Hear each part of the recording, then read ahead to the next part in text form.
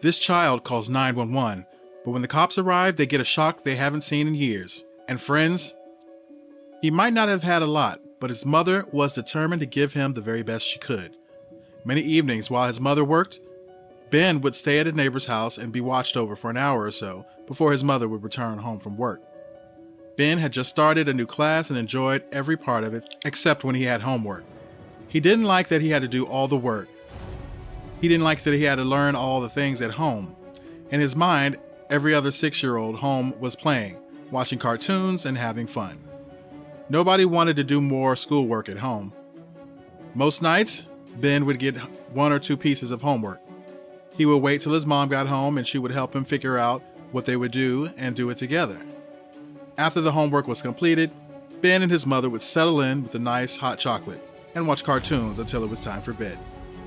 This was the only reason Ben looked forward to doing his homework with his mom. He got to spend more time with her. This was also why Ben would only receive help with his homework from his mom and no one else. When Ben got back from school that day, however, he felt more stressed than usual. He had received 3 pieces of homework. This was too much for poor little Ben, so he decided to try and get started on it right away. He didn't want to wait for his mom to come home from work before he got it started because she might get too tired of helping him. Ben was also trying to be a big boy for his mom, like she always told him. When the young boy opened the page of his homework, he realized it was math. Ben did not like math because it was hard. In school, he and his friends always talked about how math was the worst subject ever. He read the questions with furrowed brows, trying his best to understand. But it was too hard.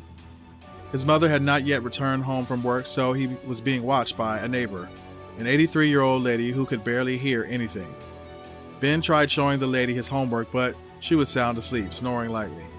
He knew better than to wake her up. Ben finally decided what he was going to do. He quietly snuck out of the old woman's apartment and ran across the hall to his own apartment. When he got there, he realized the door was locked. But as young as he was incredibly smart, so he had a very good memory. He remembered his mother on the phone telling a neighbor that her spare key was under the potted plant outside the door when they had gone on vacation and she needed someone to water the plants. Little Ben got on his hands and knees and tried to look under the potted plant. He couldn't see anything from where he was crouched, so he decided to tip the plant over.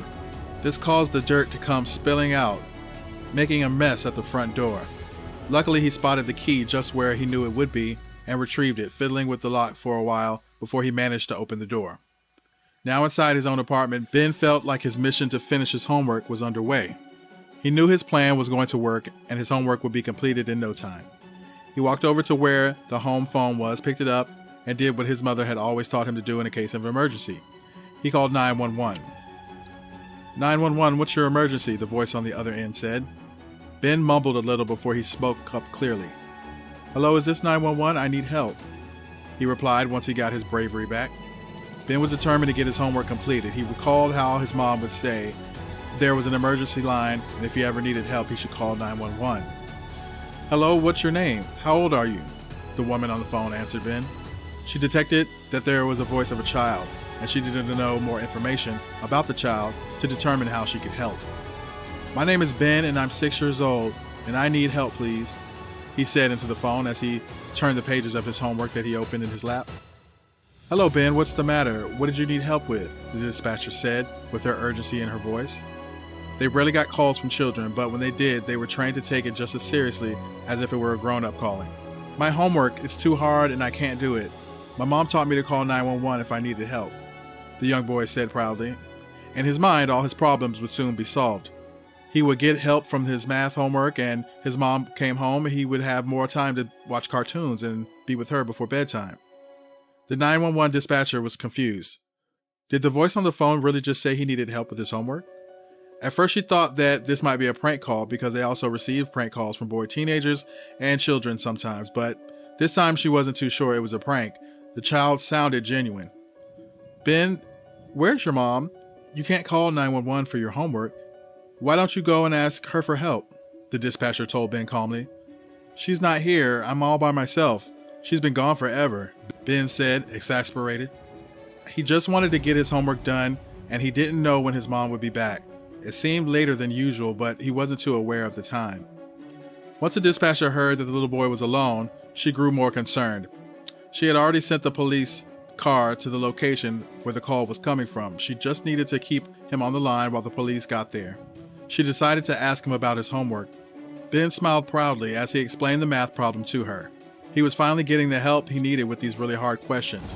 The dispatcher was able to help him with the answers to a few questions before there was a knock at the door. "Now, Ben, there's some police officers at the door, okay? I need you to open the door and let them in. They will help you with everything," she said. Ben walked over to the door and opened it. 2 police officers were examining the broken potted plant and the dirt all over the welcome mat. They came into the house and looked around for any signs of a struggle or anything else that may have been wrong. When they didn't see anything, they came back into the living room to talk to Ben. They asked Ben if he knew what had happened to the potted plant at the door. Ben told the officers he had accidentally knocked it over when he was looking for the key. The officers asked him about his mom and where she was.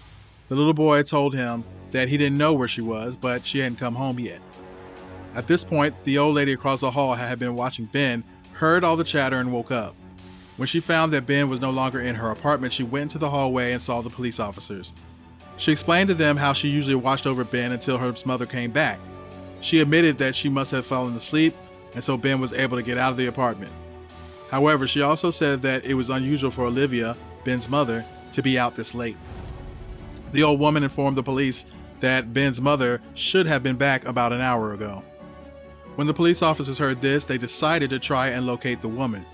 The neighbors gave the officers Olivia's phone number. The police tried to call the number, but it rang unanswered, so the police officers decided to trace her phone. At this point, the police officers became involved as they tried to trace and triangulate Olivia's phone, and hopefully, through this, they could locate her. A few minutes later, the police were able to locate the phone. They found that it was still on and was not moving from the location it had been found. So they used GPS navigation and followed the trail that led to the phone. What the police saw next gave them a shock. In a dark alley, there was a car. The GPS navigator showed that Olivia's phone was in that car.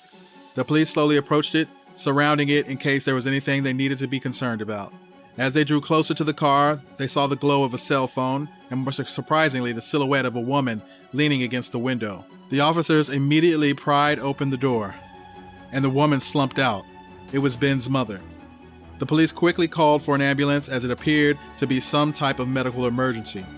The ambulance arrived in no time, and the paramedics carried Olivia into the ambulance. It turned out that she had a medical bracelet and she suffered from epilepsy. The emergency services had gotten to her just in time because it could have been fatal. At the hospital, after the doctors had examined her and treated her, Olivia was stable enough to talk and recounted what happened. She told the police that she had finished from work and had stopped by a little cake shop tucked away on a side street to buy Ben's favorite cake. She remembered getting into her car and was just about to start it, and she had passed out. She had no idea she had been unconscious for hours and was very worried about her little boy. After taking her statement, the police let her know that Ben was very safe and was with a couple of officers near her home.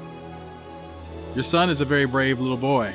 He was the one who started the investigation, and it all started with a call to 911 because he needed help with his homework. When 911 should only be used for emergencies and not homework, but we have to admit your son's quick thinking and resourcefulness probably saved your life," the police officer said to Olivia as he wrapped up his statement. Olivia smiled, grateful to have the brave and intelligent son that she had, and grateful for his quick response and professionalism of the emergency services. The story quickly hit the local news, and soon enough, everyone was talking about the little boy who called 911 for help with his homework and ultimately saved his mother's life. The local first responders were so amazed at how the community received the news. They decided to partner with Ben to teach kids about calling emergency services and how to do it properly. Soon enough, Ben was working with firefighters, police officers, and paramedics and going to different schools. During the assemblies, the first responders would educate the children on what to look out for if they intended to call 911. This was warmly received, and soon enough, all the kids and adults of the community knew the most efficient way to use the emergency services. When Ben was asked what he wanted to be when he grew up, he changed all the time. He would either say he wanted to be a police officer, or a firefighter, or a paramedic. He was so inspired by the events that evening that he wanted to be one of these 3 professions. Olivia, his mother, was overcome with pride every time she looked at her son. She didn't care what he decided to become. She knew he would be great at anything he did.